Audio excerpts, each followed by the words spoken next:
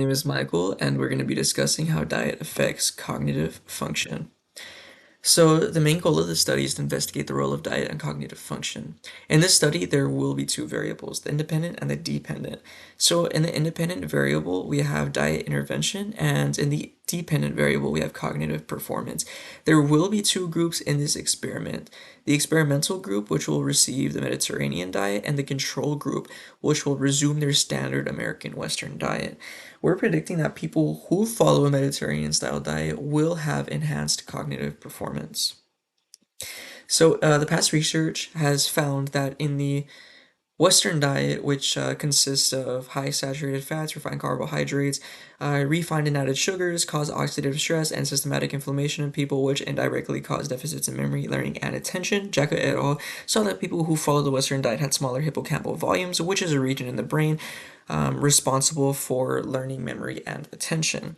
The Mediterranean diet, which consists of high consumption of fruit, vegetables, fish, nuts, whole grains, fish oil, etc., have been associated with improved cognitive function. Um, it's found that the Mediterranean's rich content of healthy fats, polyphenols, and antioxidants help reduce inflammation and oxidative stress. So the participants of the study there will be approximately 60 of them. It will be men and women 18 to 30 years old. Anyone who may have abnormalities, learning disabilities, or cognitive impairments, brain diseases will not qualify for the study. The people will be randomly assigned into two groups, the controlled or experimental. The participants will mostly be Hispanic undergraduate students who are looking to receive extra credit in psychology courses. The materials will consist of the consent form, demographic questionnaire, food diaries, MOCA, meal plans and guidelines, and computers. So the consent form is just to obtain consent, and it's going to inform the participants on the study's goal or procedure and let them know about their rights. The demographic questionnaire tells us a little bit more about the participants. Now, this could be very helpful in future studies. The food diaries are going to be journals that track diet compliance for the experimental group and make sure the diet doesn't change for the control group. The MOCA is the Montreal Cognitive Assessment. This is going to be a cognitive test to assess cognitive function.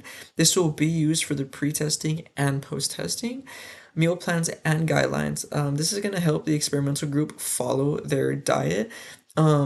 So for the experimental group, they're going to receive food. We're going to be the ones providing their food, and the guidelines is just going to let them know what times to eat, how big or small the portions, what they should avoid, and all that kind of good stuff. The computers they're going to be used for data collection and analysis. It should not say application. So the procedure, the study is going to be conducted at Texas A&M International University. There will be 6 sessions total. One for pre-testing, four for checking compliance. This is going to be one every Friday during the month, and one for assessing cognitive function after diet intervention.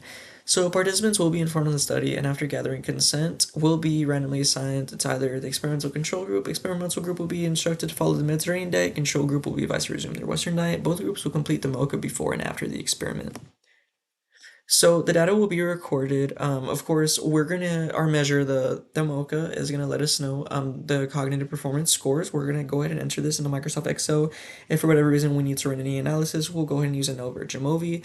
The manipulation check. How we went about this is we randomly assign people into both groups. They're randomly assigned. The food diary is going to help check with the diet compliance and the certain qualifications, of course. This helps us make sure that someone's learning disability um, is affecting their cognitive performance. This is an example of the consent form. We're not going to go too deep into this. It's just going to say the effects of dietary pattern cognitive function, the researcher I, the place it's going to take place at, where you can contact me. The participants will go ahead and read through this, and they'll go ahead and sign the consent statement.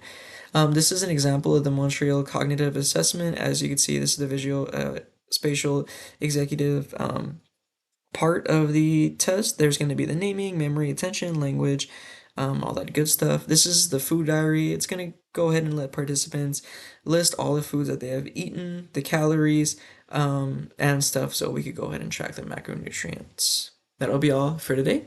Thank you for watching.